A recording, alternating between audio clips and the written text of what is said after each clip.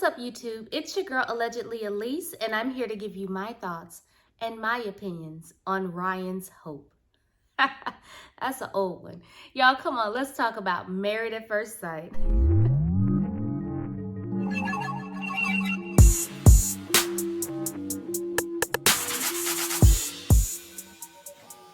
Before we get into it, I want to thank all of my returning subscribers. Thank you so much. I want to thank all of my new subscribers. Thank you for joining and subscribing and believing in me. And if you are a first-time viewer, please don't forget to like, share, and subscribe. Now let's get into it. We open with Bree and Vince making Google eyes at each other in the bed. Meanwhile, Erik is laying down the law in regards to Virginia's dog.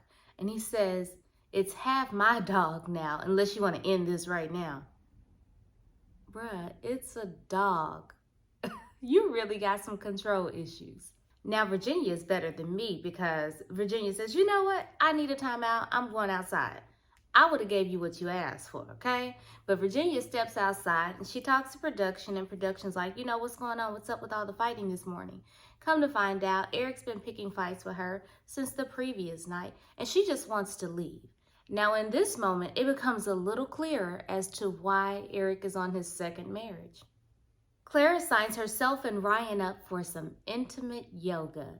And Clara says, "Baby, I'm pulling out all the stops, trying to get this man to understand my needs." And literally, Ryan takes every opportunity to mess up the moment. He literally ruins the first pose and the second pose. And you can feel the frustration coming through the screen from Clara. Girl, you need a drink. Hey, Virginia, bring us a drink. Back to Erik and Virginia. She returns from her moment of timeout and she addresses Erik's need to pick a fight with her. And we find out the real issue that Erik is having is because he felt that Virginia went MIA while they were hanging out, and he had no control over the entire situation. Now, he says that he's concerned, but to Virginia's point, it's coming off more as controlling. This man has the nerve to say, "You can think whatever you want. I don't really care." Hey, Virginia, I tell you what, bring a drink for Claire and bring your homeboys for Erik. They need to check him again.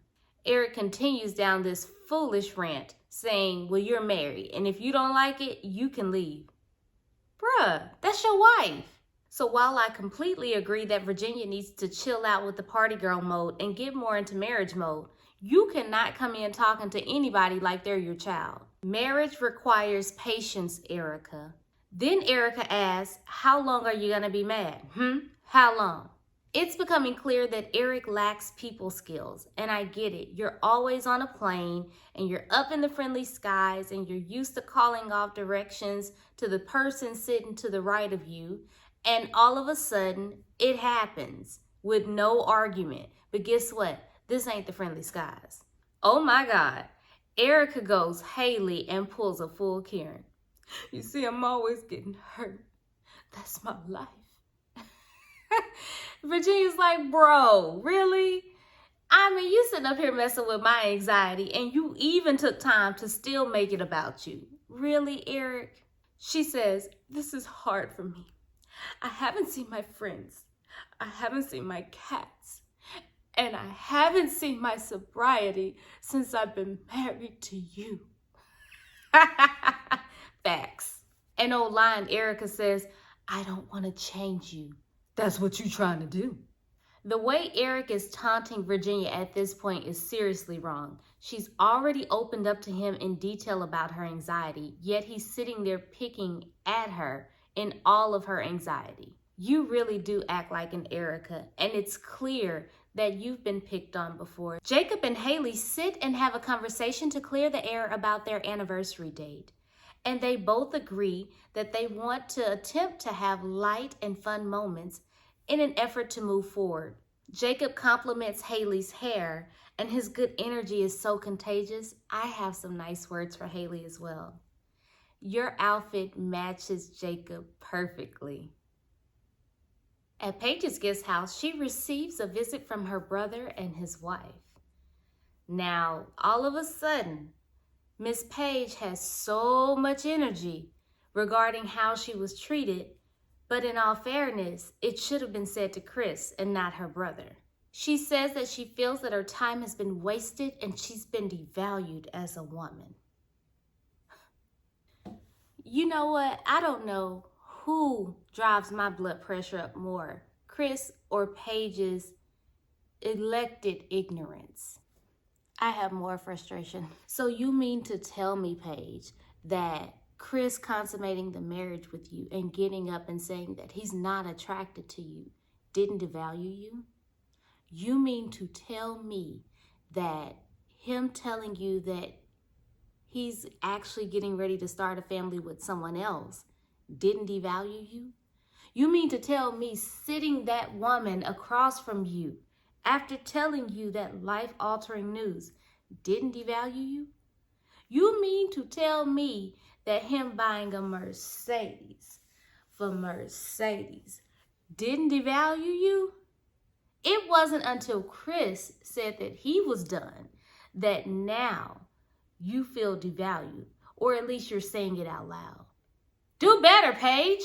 She shares that same excuse of I've fallen in love with the idea of marriage with her brother as her reasoning for why she continued to put up with Chris's foolishness. Don't leave out that you fell in lust with the idea of Chris, and that's why you continue to allow him to be physical with you after he devalued you. Tell it all. Now, her brother has some really good advice that's tardy but needed. You gave it your best. Embrace the struggle and move on. She asked, why me? And her brother had to remind the saint, sometimes God takes you through something to lead you to something. That's more of a word than Reverend Chris has given all season. Paige says that her biggest takeaway from all of this is to choose yourself. All right, sis, if you say so, but more like if Chris says so. Moving on, Ryan tells Clara that he would like to learn how to communicate with her dog.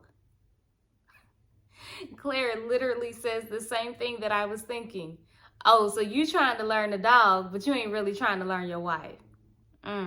Ryan, we will figure this out. Next, we see how the men approach fatherhood since all of the ladies have fur babies this season. We see how Vince and Cookie get along, which is much like him and Bree. They just vibe. Now, while Jacob gets along with Haley's dog, Sophie, well, unfortunately, Jacob's dog, Chloe, is not feeling that chick, Sophie. Not today. For some reason, Ryan reminds me of an old El Camino. It's like you just can't figure out why it is the way that it is. Yet, for some reason, Ryan seems to think that he is dog dad of the year. He seems to think he's great at everything. Erik takes Virginia's dog, Rocky, to an obedience class, but somehow I'm really hoping that they actually teach Erik how to sit, stay, and play nice. Chris says he doesn't care about Paige's dog, Bentley, but I'm sure if they were to interview Bentley, Bentley'd be like, "Rrr?" Meaning who? Chris who? Later, Haley and Jacob go go-kart riding, and we find out that Haley loves go-kart riding. See what happens when you're not being mean, Haley? You could actually see that you and your man have more in common than you think and we see. So after she beats Jacob in go-kart racing, they sit down and have a dry conversation. And seriously, this is where she could show Jacob how to open up. But she's just as cheesy as Jacob is, so it's like the blind leading the blind. Across town, Chris's mother stops by to visit with him since the producers can't figure out how to extend the script that they wrote between Paige and Chris.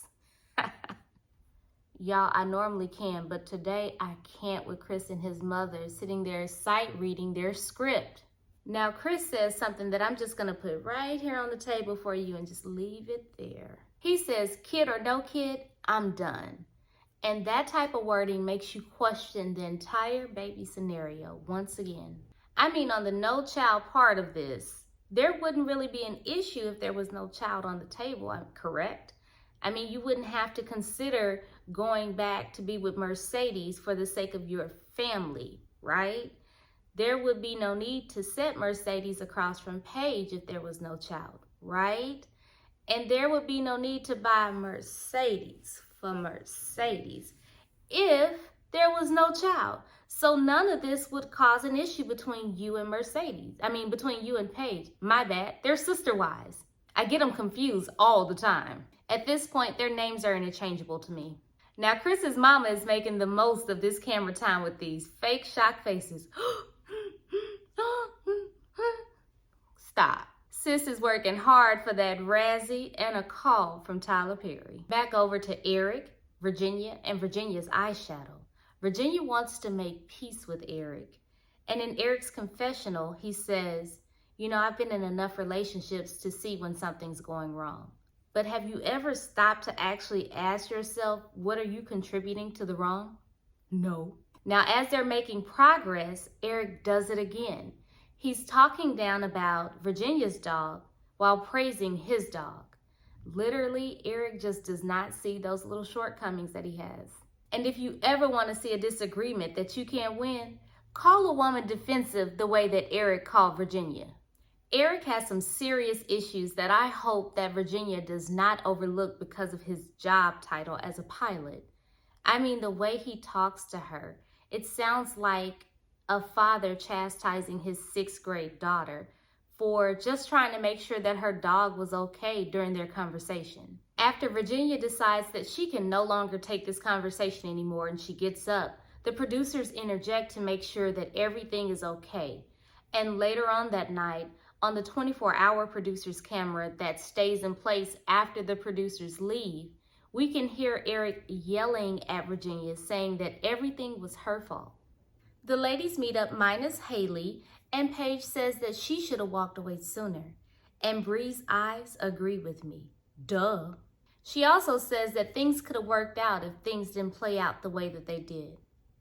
Paige, since you love to hear what thus saith the Lord, then why don't you read up on Sodom and Gomorrah, sis? Stop. Don't look back. You'll turn into a pillar of salt. Do what your brother said. Move on. I'm going to get up on my weekly high horse. Now, sis, for the record, you keep saying that you walked away from Chris. For the record, Chris walked away from you. Paige is officially on a damage control campaign of choose yourself. Sis, you should have been saying that after that man told you he wasn't attracted to you. Virginia shares her woes with the ladies regarding Erik, and she says, I may need a therapist to get through this. Now, I've said this from day one. I really do think that they should have some serious professional help that happens prior to them getting married. I still call it premarital counseling, even though they will be doing it individually until they actually meet each other. But then they should have some serious expert help, not these people who are just made for TV. Now, you may have a background, but seriously, you've given in to whatever it is that the producers want. So them getting some off-camera help, I really do think that the show should actually invest in that. It's dinner time for Jacob and Haley, and you know what's on the menu. And while we're waiting on Jacob's steak to get ready, we learn a little bit more about Jacob's dating history, which really actually sounds like a Drake song. Some chick's name that he can't remember, and some pumpkin lady. Dude, you wow. But Jacob lacks the effort of asking Haley any questions because his steak is done and it's in front of him. On another day, Bree, Vince, Haley, and Jacob go on a double date. In talking to Bree, Haley makes a very good point about how Jacob seems disconnected when they're having a conversation. But to be fair, you can't hurl insults at him and think that he's going to care about your hopes and dreams afterwards. Now, Bree and Vince decide to divide and conquer and divide up the couple so that they can get some better insight. And Bree gets more out of Jacob than Haley has gotten out of him all season. Vince tells Haley, you're going to have to put in that work, sis. You're going to have to be intentional and learn how he approaches things. Learn his sense of humor. In Bree's confessional, it's clear that she can see straight past Haley, and she says they both got to put in the work. Both. Across town, Erik is still blaming Virginia, saying she needs to step up. It's so clear why you needed this process. You needed this process. Erik finally slows down to choose his words a little better, and they're able to move forward. It's never about what you're saying, it's how you're saying it. Nobody's disagreeing with you that her dog is not Dogs Gone Wild. It's just how you're saying it. Period. That's her baby. Later, the guys get together, minus Chris, of course, and Erik instantly starts to go in about Virginia's dog as an issue. Now he comes off totally different to the guys, saying, you know, her burdens are my burdens and I just want to help her. But to Virginia, this fool said, you don't like being married? Don't let the door hit you. Now Jacob comes to Virginia's defense, understanding that some people just want their dogs to be their authentic selves.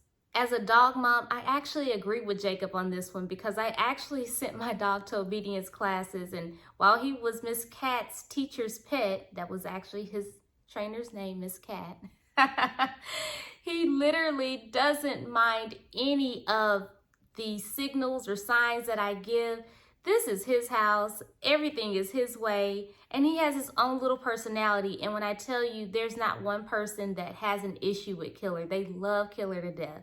And Killer has been a great help to me. So I understand where Virginia's coming from, where she says that her dog got her through a lot of hard times emotionally. Now Vince comes through with the real MVP advice. He says you gotta be willing to compromise. And you gotta know and admit when you're wrong, Erik. Erik, that's what we call self-awareness. Side note, Ryan, Mr. Turtle himself, Mr. 15 in a 35. He says that he's doing better than 99% of anyone else who's done this married at first sight thing. Who's the 1%? Iris? Y'all, there are seriously some people out there that really do the bare minimum and swear up and down that they are giving life to everything. This old man says that Jacob could really benefit from his advice. Ryan, people using walkers move faster than you at age 90. Ryan couldn't tell me how his day was because he moves too slow for me. You know, it's so funny how these guys are flexing like they're so perfect, yet they signed up for Married at First Sight. Back at home, Ryan is still feeling himself, yet you can't consummate your marriage with your wife. You see, this right here is a prime example of why you should not be focused on anyone else's relationship. You're sitting over here judging Jacob and Haley, and your wife is sitting over there dehydrated, about to pass out. And you can see that Clara is totally over Ryan and his perceived perfection, so much so that she calls a meeting of the minds. I haven't said this in a while, but Clara pops off. And she says that their physical love is totally one-sided, and she's never the beneficiary. And y'all, that's where we leave it. So I want to know, is Erik's approach to Virginia out of line? Does Clara have the right to be concerned about a lack of physical intimacy at this point in their relationship? And will Tyler Perry call Chris and his mom? I want to hear your comments, y'all. Let's get to chatting down in the comments. Until the next time, I'm allegedly A-lease. Peace.